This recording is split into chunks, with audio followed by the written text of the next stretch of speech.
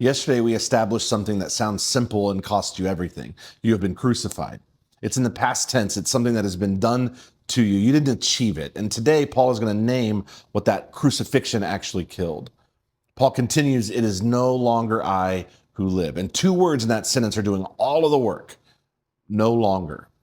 No longer implies a before. There was a version of you that did live and sat at the center of everything and organized your decisions, your relationships, ambitions, and self-protection around one primary question.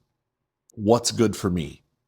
That person, Paul says, is gone. Not attending church to get better, but completely gone. But I want to be clear on this. The self that has to die is not the obviously selfish self.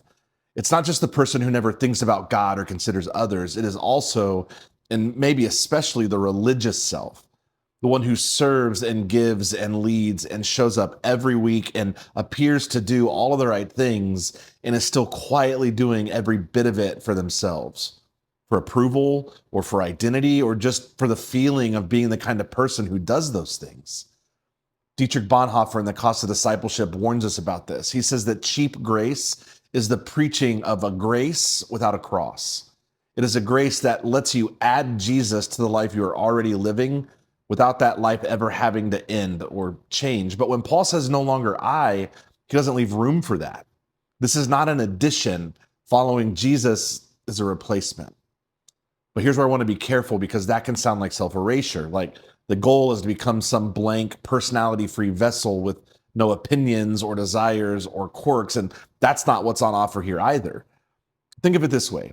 When you were born, you were handed a pen, and your entire life you've been writing a story.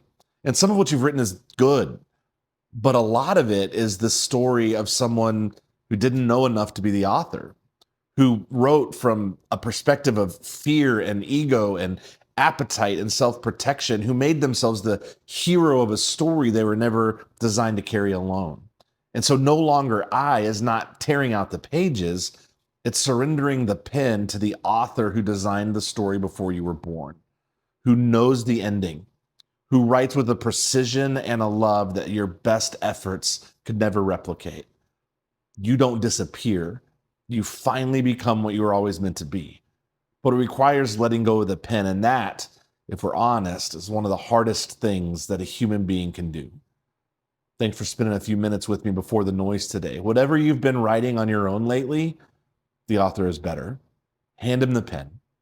Our God loves you more deeply than you could possibly imagine. I'll see you tomorrow.